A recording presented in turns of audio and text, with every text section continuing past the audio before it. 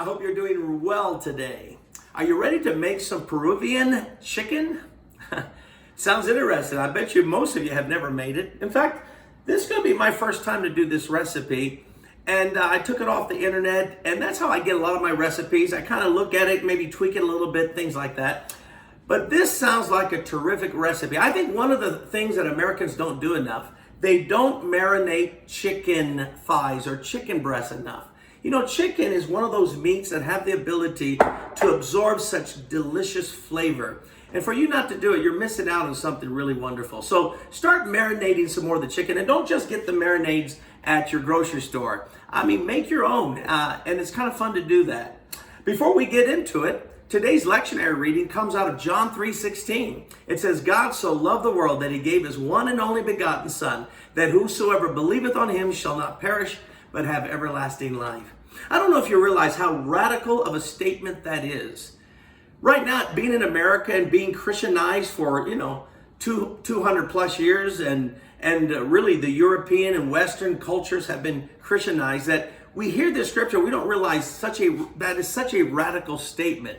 You see, the two other monotheistic religions, Judaism and Islam, there's not a great emphasis on God's love for us, but rather the emphasis is on my love toward God to try to obey him and to keep his commandments. That's the idea. But in Christianity, God takes the initiative. God knows that we can't obey him unless he saves us. So God sent his one and only Son. And you know why? Because he loves us. It used to bother me where it says God sent his only Son, and I thought if he loved us, why doesn't he send himself? And then when I became a father, I realized the worst thing that could ever happen in my life is to see any of my children die. The grief that can take place. And a father loves his son, his daughter, far more than he even loves himself. There's a love that a father has for his kids that's almost unexplainable. That's why God so loved the world that he gave his Son. He's trying to show us how much he loves us. Aren't you glad God loves us? But here's the thing. Salvation doesn't come because God sent his Son. Salvation comes when you receive his Son. And why don't you receive his Son if you haven't done it so at this time? Accept the Lord, go to a church, get baptized in water, and follow the Lord with all your heart. Well, are you ready to make some Peruvian chicken?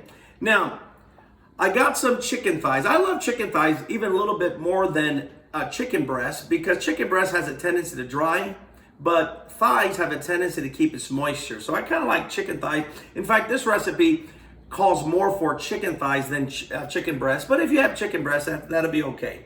So you start off with 1.5 pounds of chicken thighs. Now I'm going to confess, this is only 1 pound, and the reason why is I'm only cooking for my wife and I.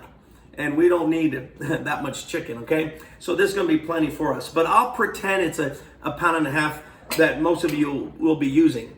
All right, so what we wanna do is marinate it. The first thing is 4 cloves, 4 chopped garlic cloves, all right? So you're gonna go ahead and put that in there, 4 of them. The next one we want is 2 tablespoons of olive oil. Now again, I am making it for my wife and I, so I'm going to cut it a little bit, but close enough. Then you're going to want 2 tablespoons of lime juice. Okay, so I cut some little key lime limes. I'll squirt one. You know, I think that's a lot. I'm hesitant. Let's see if I have a smaller one. Here's a little lime. I think that was a lot that looked like more than a tablespoon. So, and since I am making sure that it's just for my wife and I, we're making a little bit less, okay? Now, then after we do the lime juice, we're gonna skip the honey, and we're gonna do that at the end because then my things get all sticky. so we wanna do that. So now we want a tablespoon, a lot of cumin, okay? And I should have probably should have done the cumin first, because the thing is, when you get your tablespoons or teaspoons wet, it's hard to get the dry spices. I think you all understand what I mean, right? But it is what it is. Now we want a teaspoon of paprika.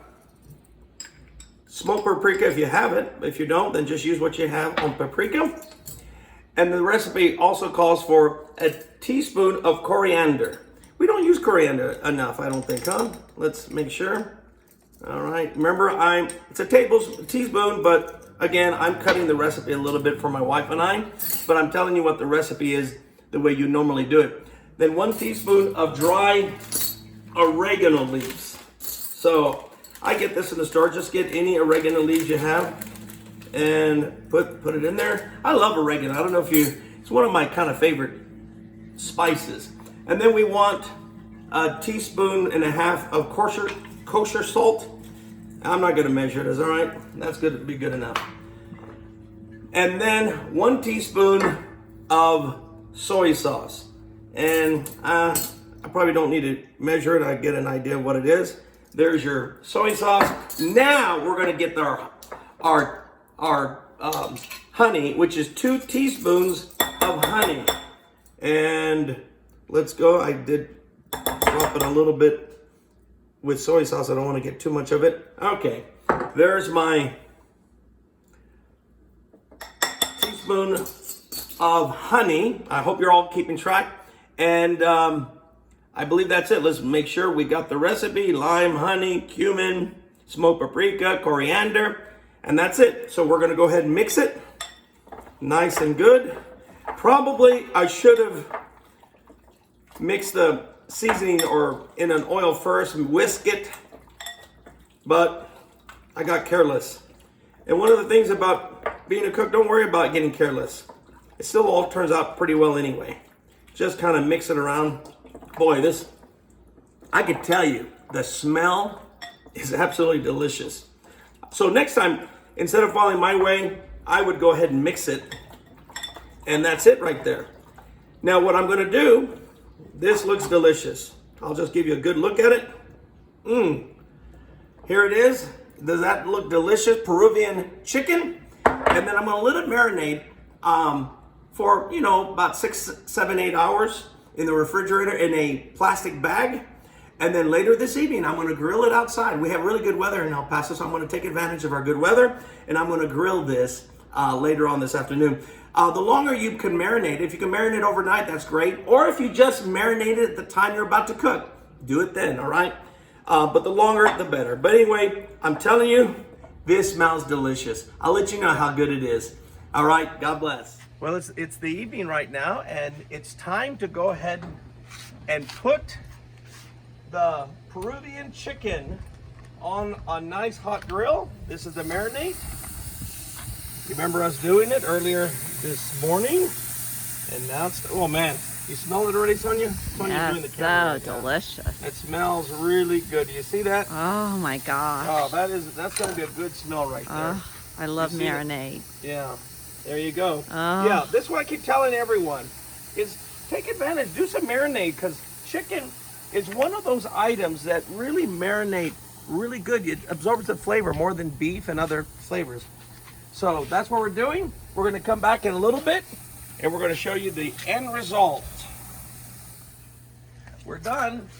Come take a look at how this is just coming out so beautiful. You see that? My shadow's a little bit in the way. So there we go. Beautiful, look at that. It's just pulling it off. Man, that is just gorgeous. Okay, it's pretty hot. All right, let's turn off the grill. We'll come to the gas part later.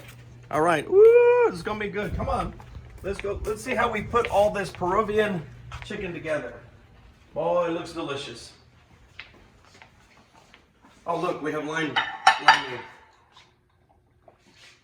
Got a little thirsty. Okay, now you say, what am I gonna make it with?